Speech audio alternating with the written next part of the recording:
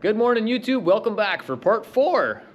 Part 4! Voice crack! Welcome back for part 4 of the 8.7 liter Iveco rebuild series. So just a quick recap. Basically, the bottom end is together, rotating assembly is in.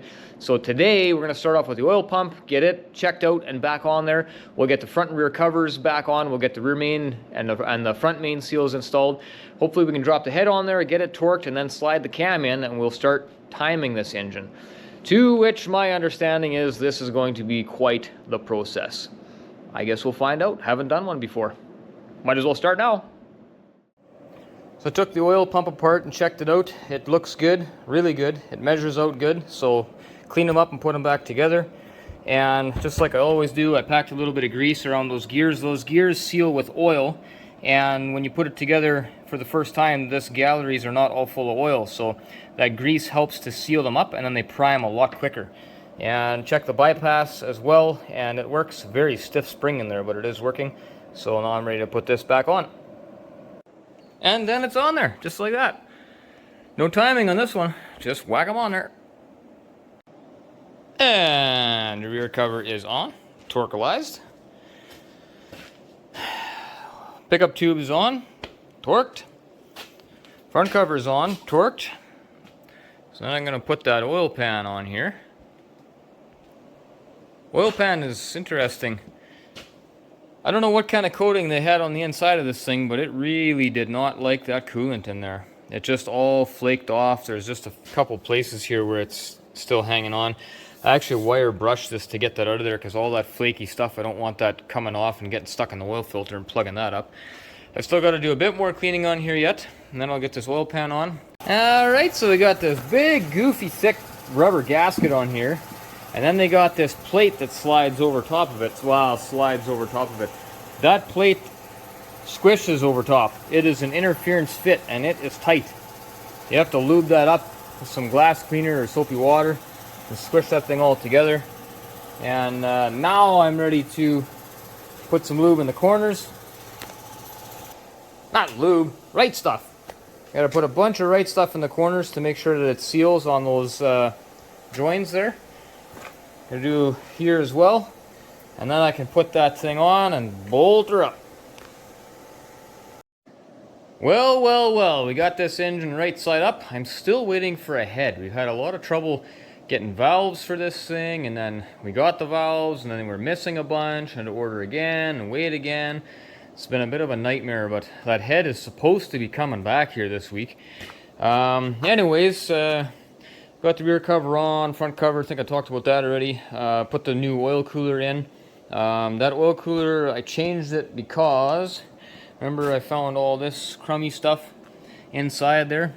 And if you look in that, put some light on for you, if you look inside there, there's no way that you can clean anything out of those cores in there. And they're going to be all jammed with this plastic stuff, and that stuff went through the bearings and destroyed the bearings.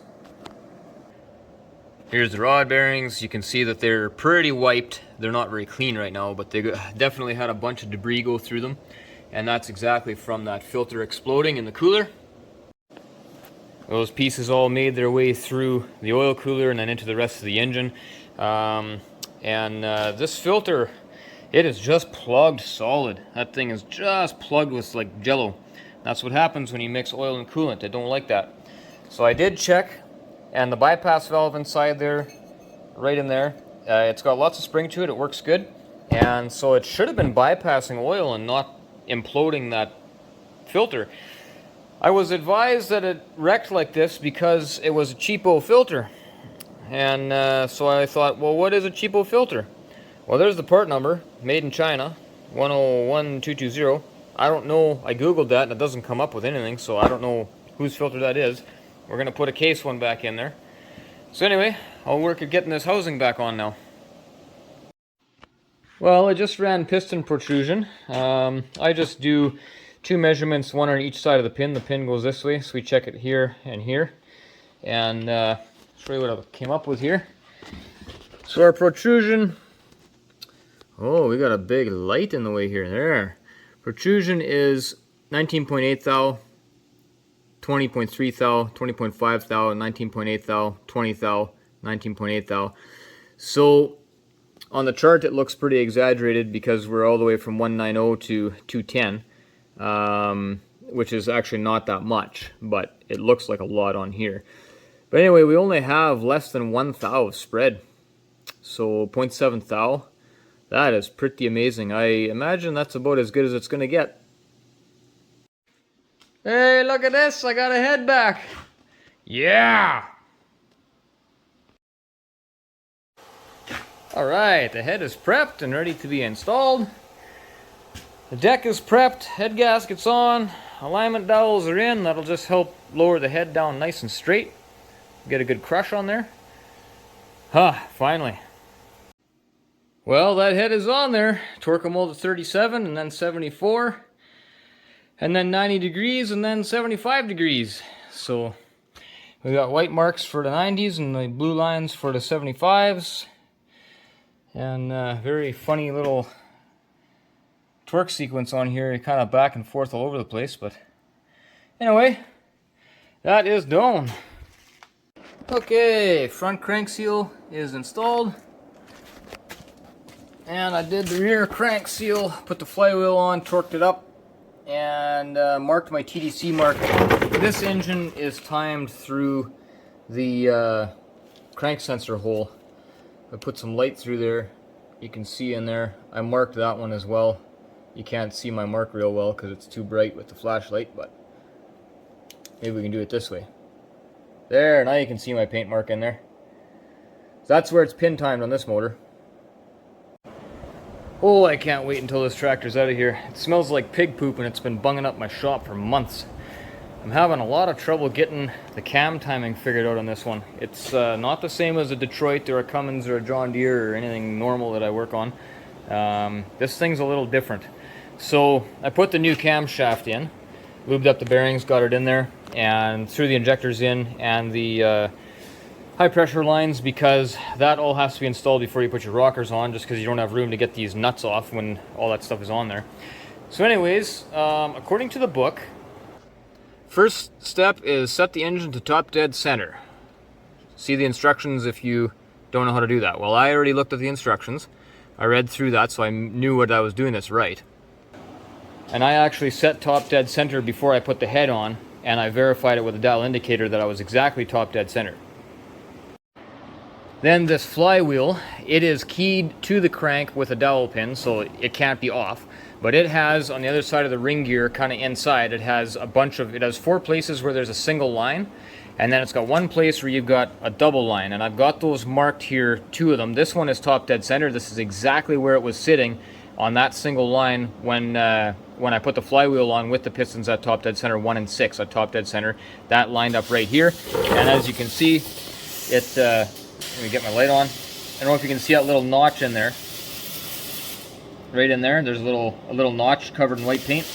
Anyway, that is your TDC mark right there. Boom, fits perfect. And then that's your double mark, which is 54 degrees from here, is my understanding. Okay, so I have it pinned at top dead center. Next, remove the pin from the flywheel. Rotate the engine clockwise until the hole with 2 notches passes the window in the bottom of the flywheel housing. So if you look here, you can see all the different lines that they have there. This is the Iveco manual, by the way. So let's go do that. So pull the timing pin and then rotate clockwise until the timing hole with the 2 lines lines up in the inspection window in the bottom of the bell housing. And if we look underneath here, that is the hole that we need to see those 2 lines in. Alright, so let's do that.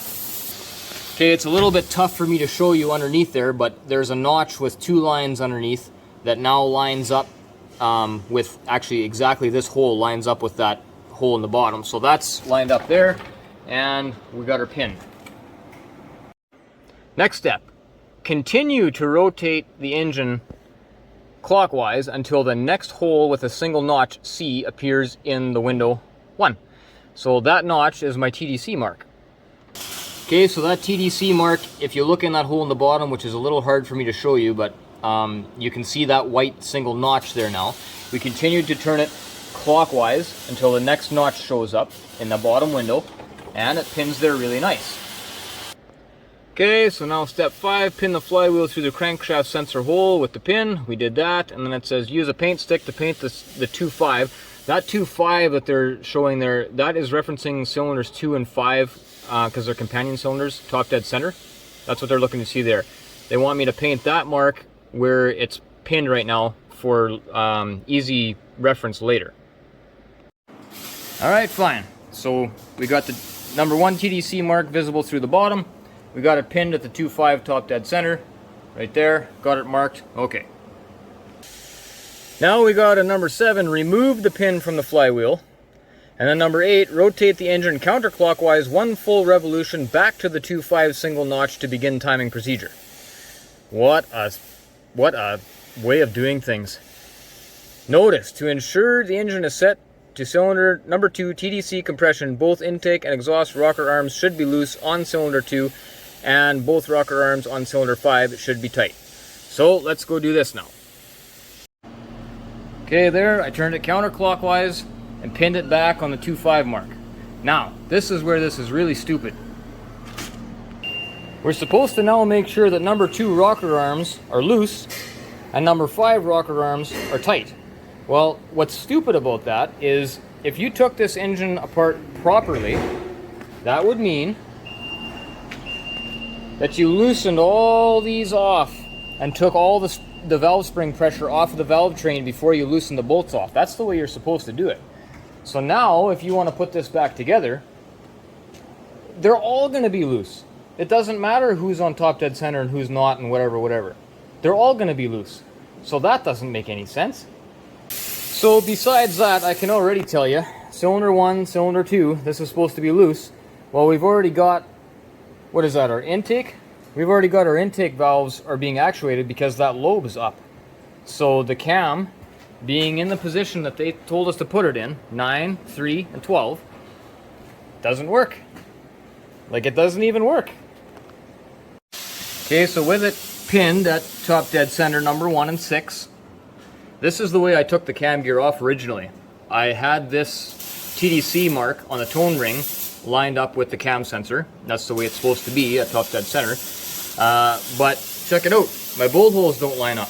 I can't put bolts in here. So something funny is going on. Or at least to me. I would think pinned at top dead center and that line lined up on the top dead center for the cam sensor, we should be in the right spot. Obviously something's a little wonky here, so we better go through the rest of the instructions. Okay, so this isn't working.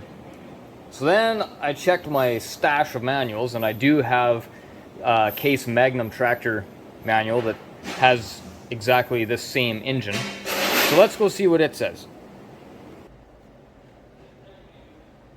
There are 2 methods for timing the camshaft.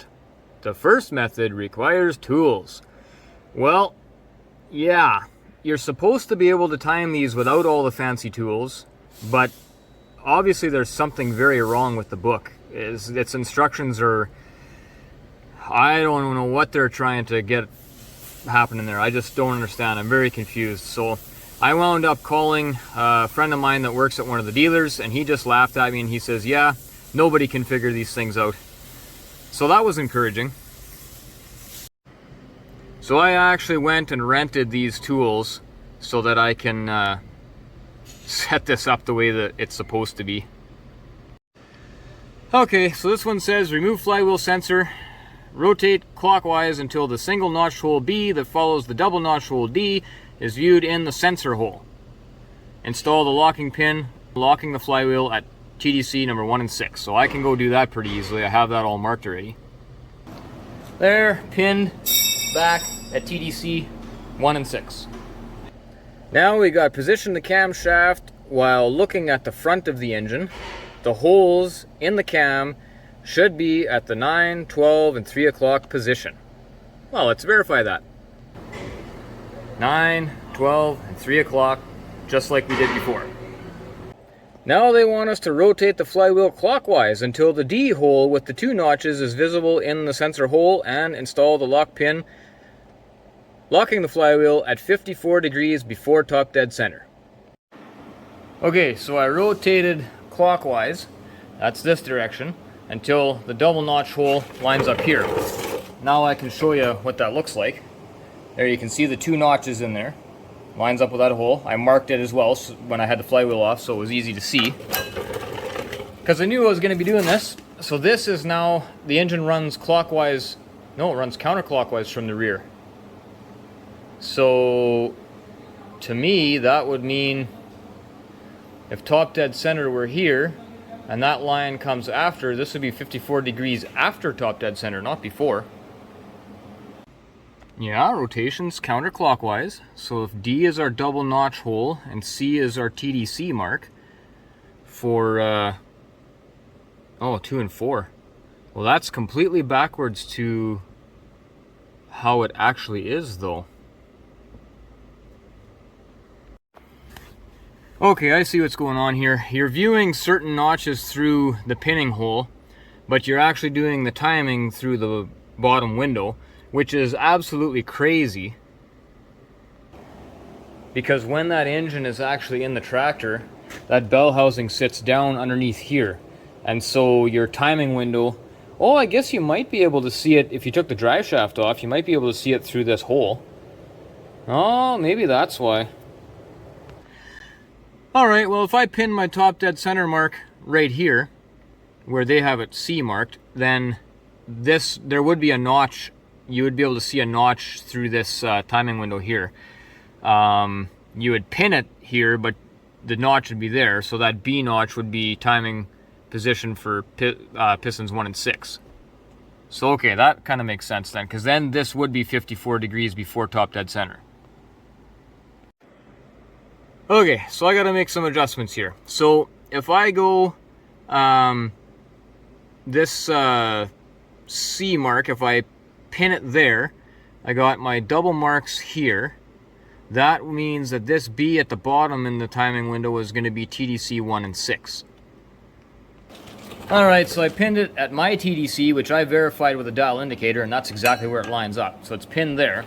So that means this is now TDC 1 and 6, and I took my inspection mirror and looked in that window on the bottom, and I have exactly one mark there, so that's right.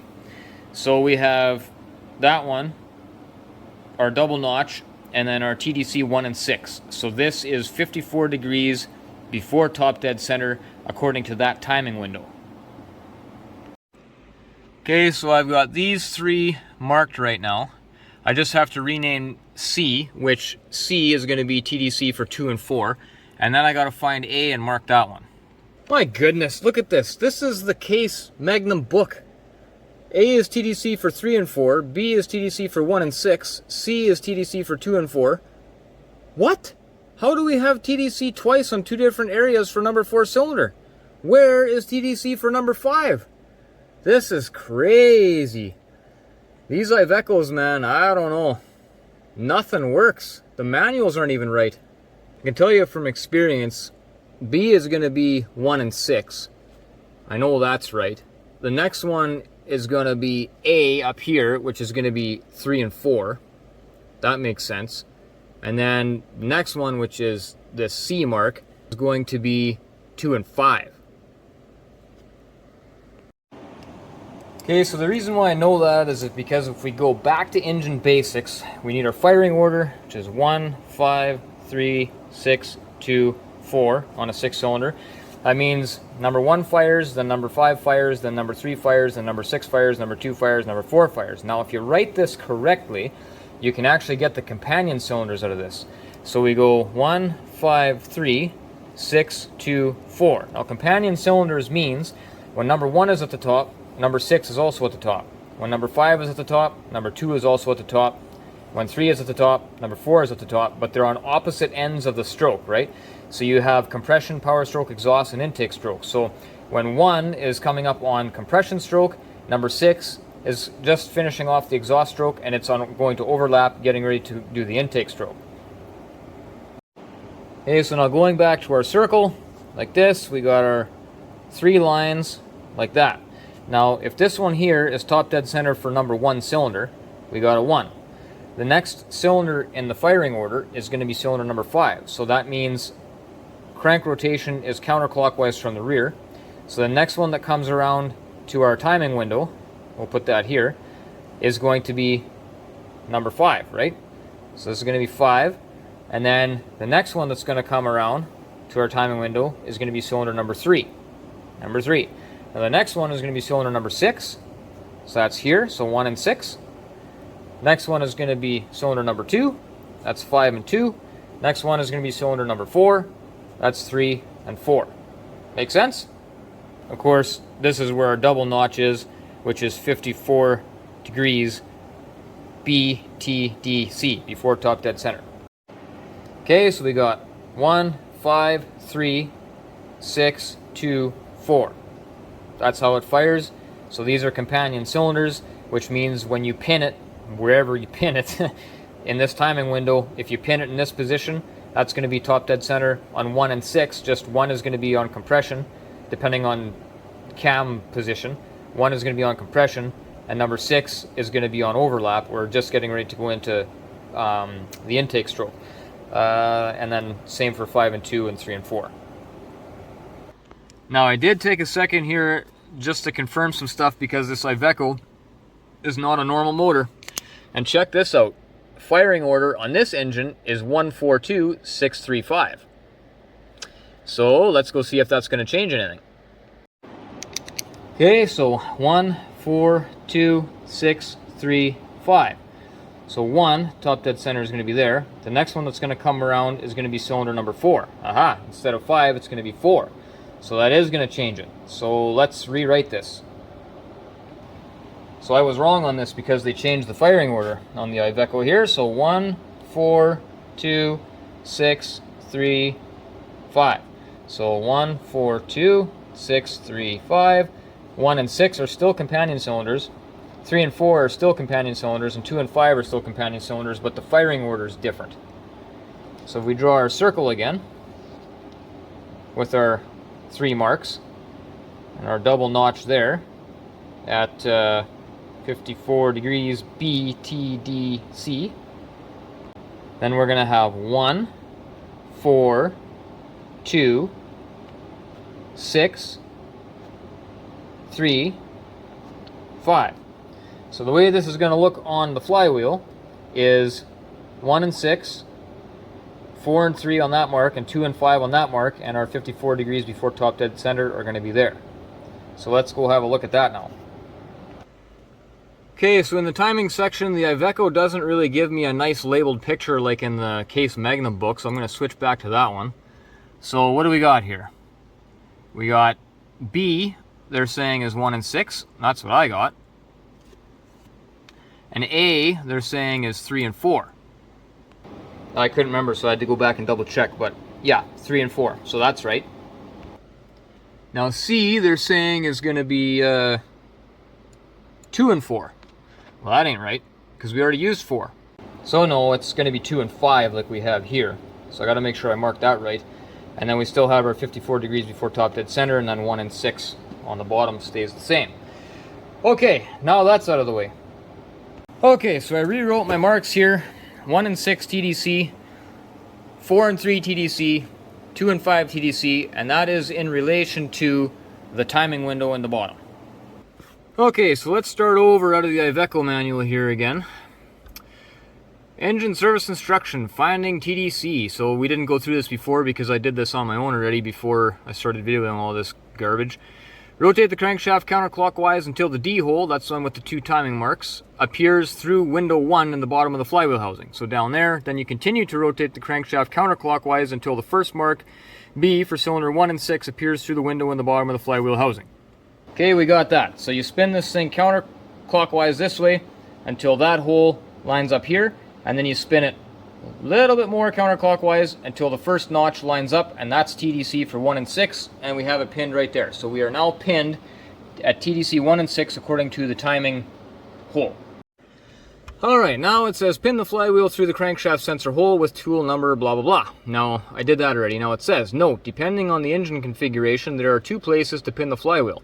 On the right side of the flywheel housing, or on the left side of the flywheel housing. Well, we are on the right side, but I can see where this is going to be a problem later, because certain of these marks were supposed to be viewing through the sensor hole. Well, they're going to be on opposite sides of the rotation. If you got a sensor here and you're supposed to be seeing the double mark that double mark can be here where that sensor is, or it could be here where that sensor is. So that's going to be a problem. We'll see how this goes. On a running engine, identify the correct camshaft position with one or both of the following observations. The hole marked with 2 reference marks, 54 degrees before top dead center, can be seen through the inspection window, and verify that the rocker arms are loose on number 1 cylinder with the exhaust closing and intake opening on number 6 cylinder. That's overlap. Cylinder 1 and 6 are now at top dead center.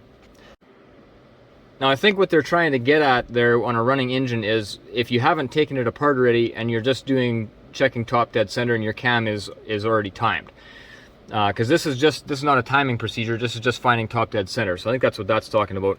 And then it says if the rocker arms are not loose on cylinder number 1, rotate the crankshaft 360 degrees counterclockwise. Cylinder 1 is now at TDC firing, and the reason why they're saying that is because, remember, companion cylinders, if 1 and 6 are both at the top at the same time, so if number 1 is on overlap, then you're on top dead center number 6. So you can be exactly that one rotation out. You rotate it one more time, both pistons 1 and 6 come back to the top, but now number 6 is on overlap, and now number 1 is on top dead center. Okay, so we're timed on number 1 top dead center. Now, camshaft timing check. Set the engine to top dead center. Did that. Remove the pin from the flywheel, rotate the engine clockwise until the hole with the 2 notches passes the window in the bottom of the flywheel housing. So clockwise until those 2 D notches come through the bottom window. Okay, let's do that. Okay, so I rotated it. I had TDC was pinned. TDC 1 and 6. Right, we're pinned here, but this mark was here, so I rotated it clockwise until the double line now lines up with there, and it pins in, so we're in the right spot there. Okay, step 4, continue to rotate the engine clockwise until the next hole with a single notch, C, appears in window 1. So you remember C is our 2 and 5 cylinders, companion cylinders. One of those is going to be at top dead center. Okay, so our double timing mark was pinned down here. Now we turned it clockwise until the 2.5 mark can be seen through the bottom window, which, remember, there's that window underneath there. It's just tough to show you with the camera. So now we are pinned on 2 and 5 TDC. Okay, now it says pin the flywheel through the crankshaft sensor hole, which we did, and then use a paint stick to mark the 2 and 5 single mark on the face of the flywheel for easy reference. We did that. Remove the pin from the flywheel, rotate the engine counterclockwise, 1 full revolution back to the C25 single notch to begin the timing procedure. Now, the reason why they're making us do that is because we turned that thing clockwise, which is backwards. Remember, from the back of an engine, operational rotation is counterclockwise, and they were making us go clockwise. Why they do that, I don't know. But the problem is, you have all these gears in here. There's that gear, there's 2 gears inside there, and then the crank gear, and they all have a little bit of play.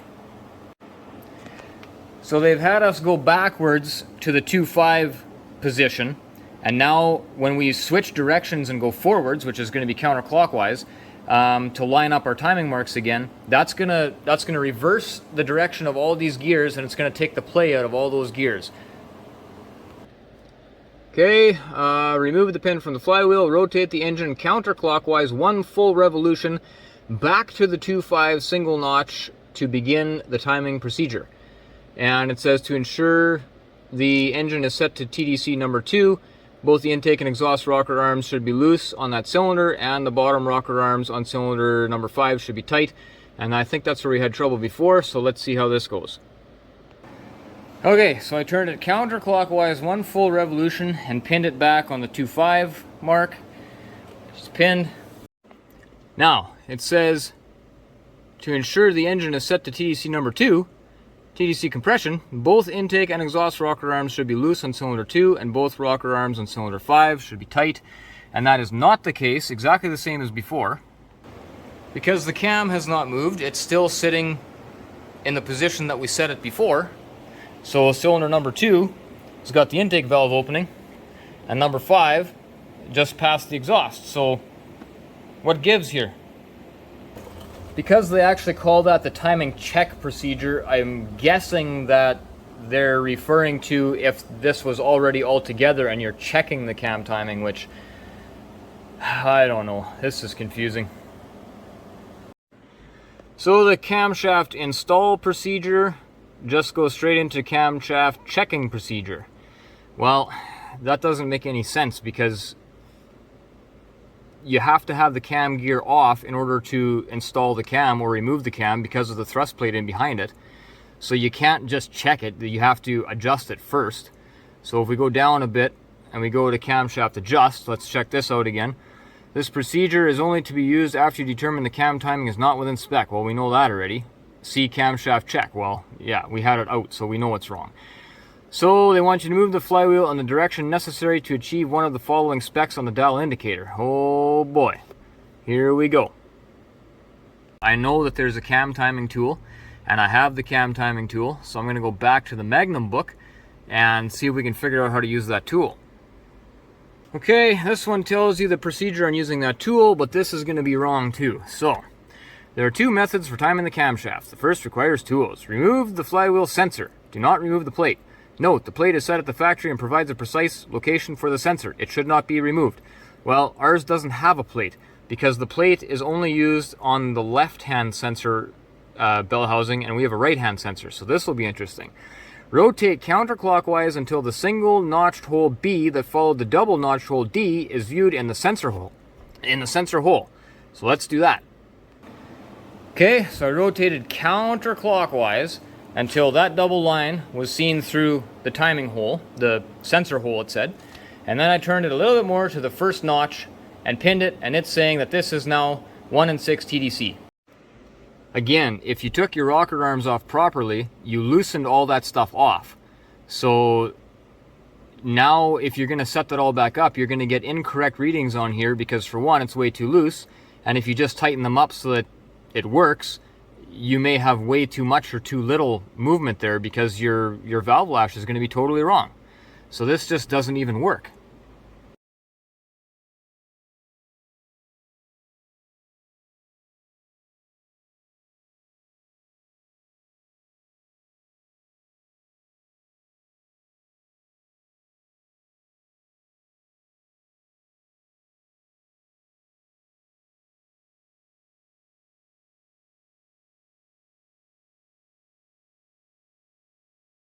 So in this Iveco book, they don't even give you an option to do this any other way, and I'm not dealing with this. This is ridiculous.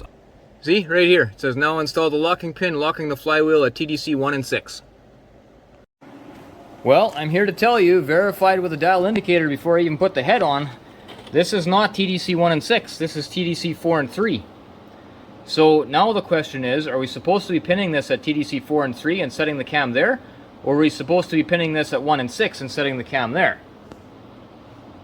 Like, it's real tough when the engineers that wrote these manuals don't even know what they're doing. So again, if this was actually pinned at top dead center 1 and 6, and our cam is lined up in the correct position, then the tone wheels should be reading the cam sensor at TDC, and my bolt holes should line up. But they don't. So we're still not right. But anyways, that's what the special tool is for. Okay, where were we? Position the camshaft while looking at the front of the engine. The holes in the cam should be 9 o'clock, 12 o'clock, 3 o'clock. Okay, let's make sure that's still right. Okay, just like that. The blank hole is, the blank hole is at 12 o'clock. We got 9 o'clock, we got 3 o'clock. Looking at the front of the engine, good. Okay, now it says rotate the flywheel clockwise until the D hole, that's the one with the 2 notches, is visible in the sensor hole, and install the pin locking the flywheel at 54 degrees before top dead center. Okay. So clockwise is backwards. There's our D with the double notches.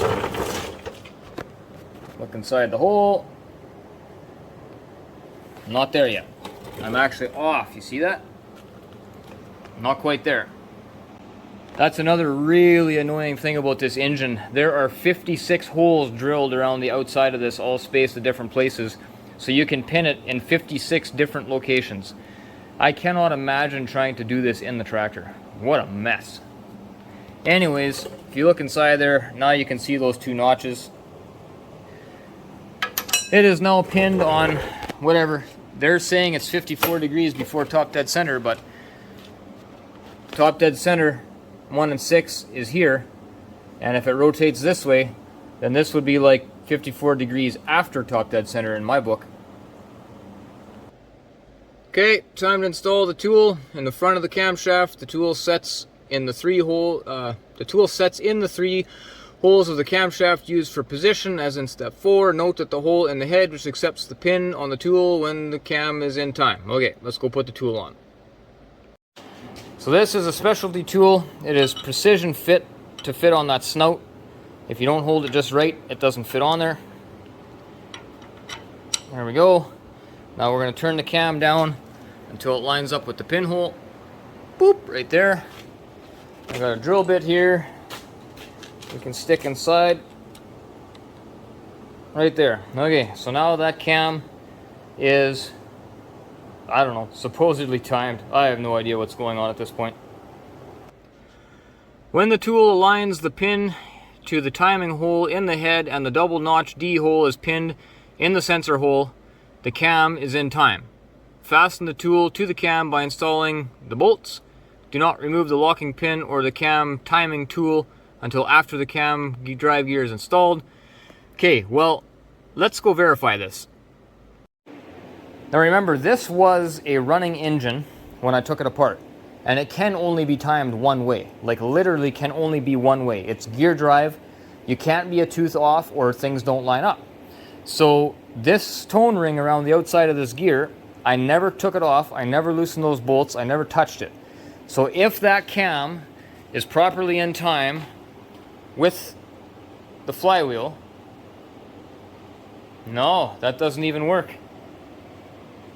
That cam is going to be in time just because that tool is on there. I'll put this on, let's see.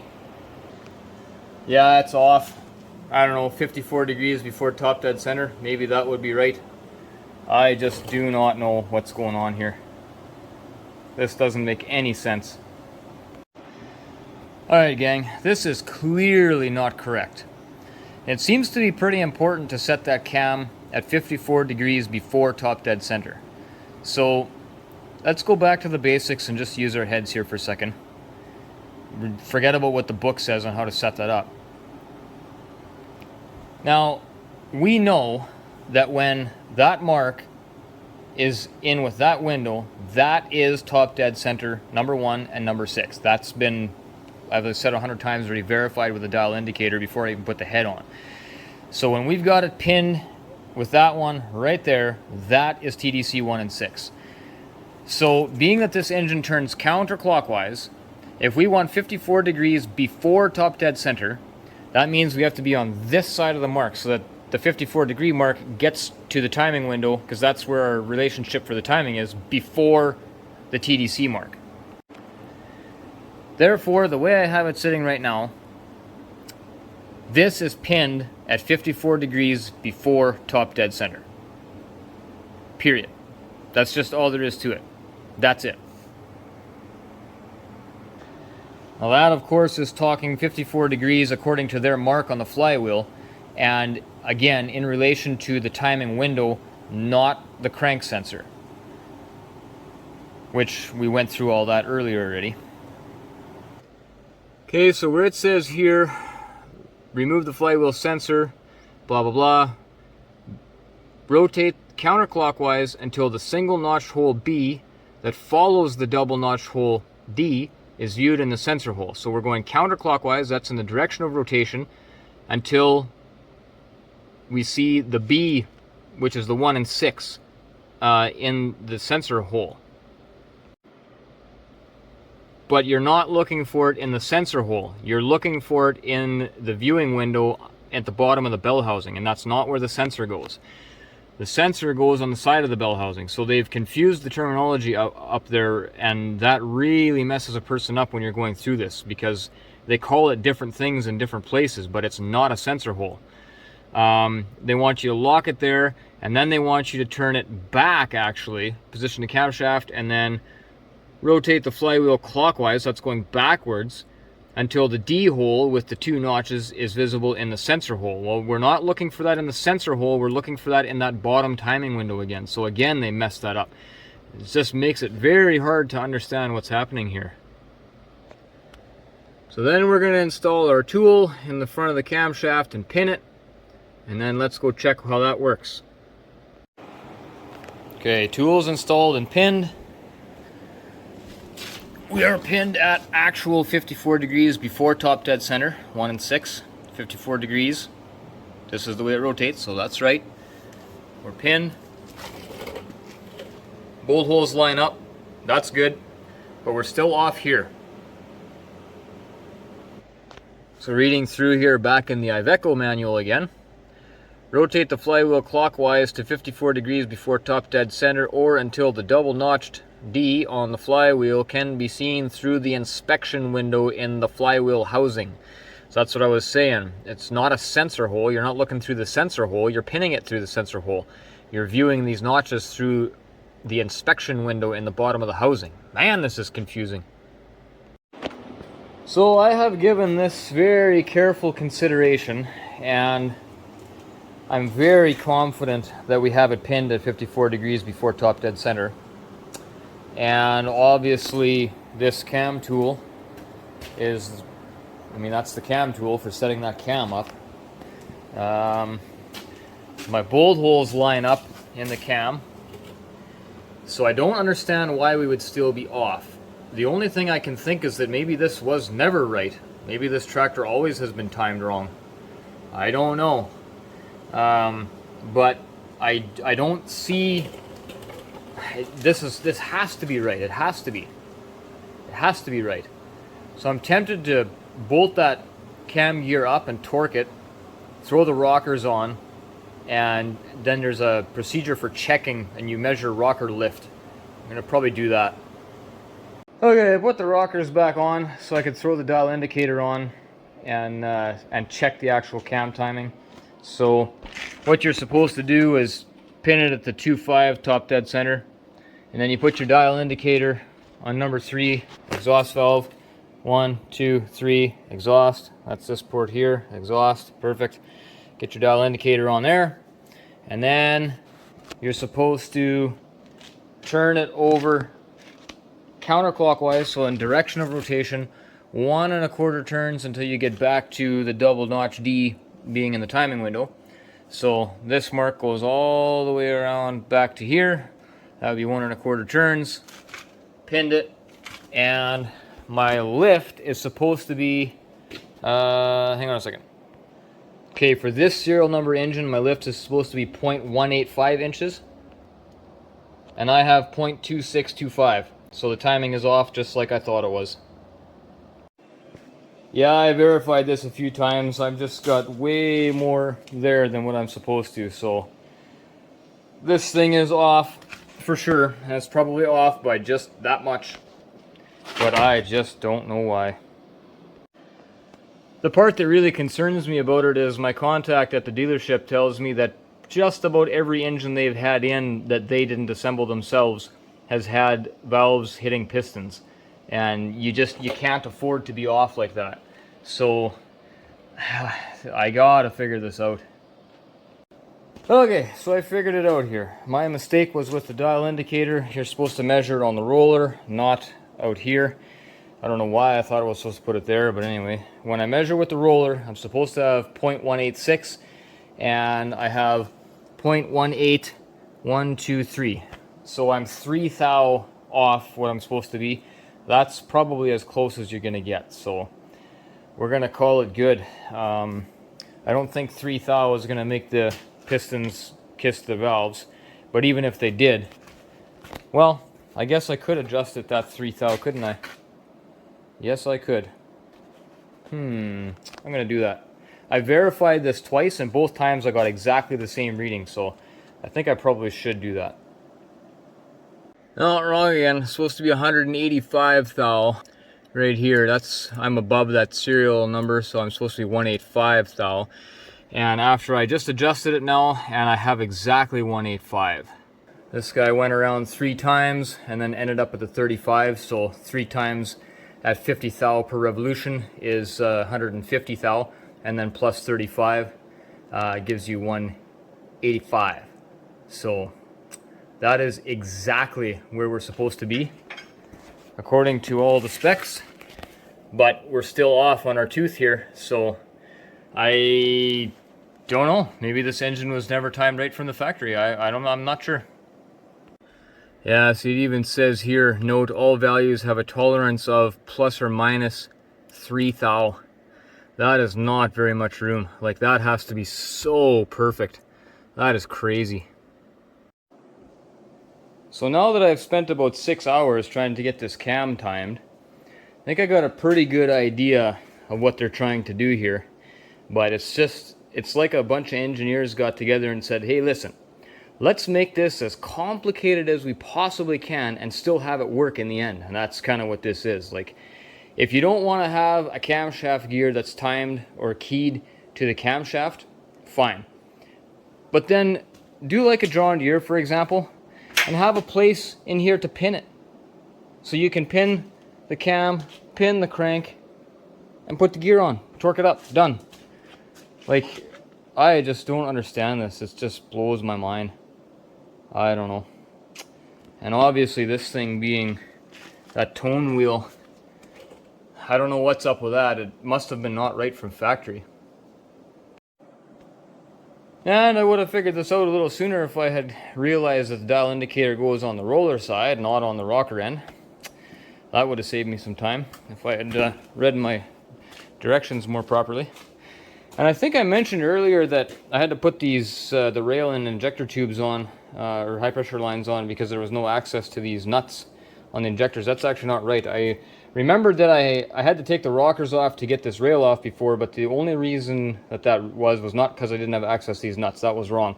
It was because of this high pressure line here that goes underneath the rocker and into there. You couldn't pull that through. You couldn't snake it through with the rocker on. So that was why I was mixed up there too. That's why I said that this had to go on before the rockers went on. But anyways, we got that all done. Now I can do the valve set, and pretty confident that the cam is timed correctly now.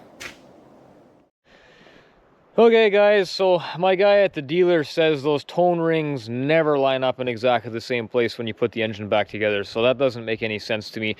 There must be like an odd tooth count in the drive that makes it so it has to turn so many times before it actually lines up in the same spot. I don't understand how that can be, because then your sensor position would always be changing on the tone wheel, so I just don't get that. It doesn't make sense to me. But anyway, that's what he says, and that's what seems to be the case in this case as well. If you've made it this far through the video, through the confusion, the incorrect stuff in the books, my mistakes, my misunderstandings, you are to be commended. Thank you for sticking through and watching all of that. I'm very confident that this engine is timed the way it's supposed to be at this point, and tomorrow I'll start working at the rest of it. But for now, it's late, I'm tired, my head is smoked. I gotta go home. I'll see you in the next one.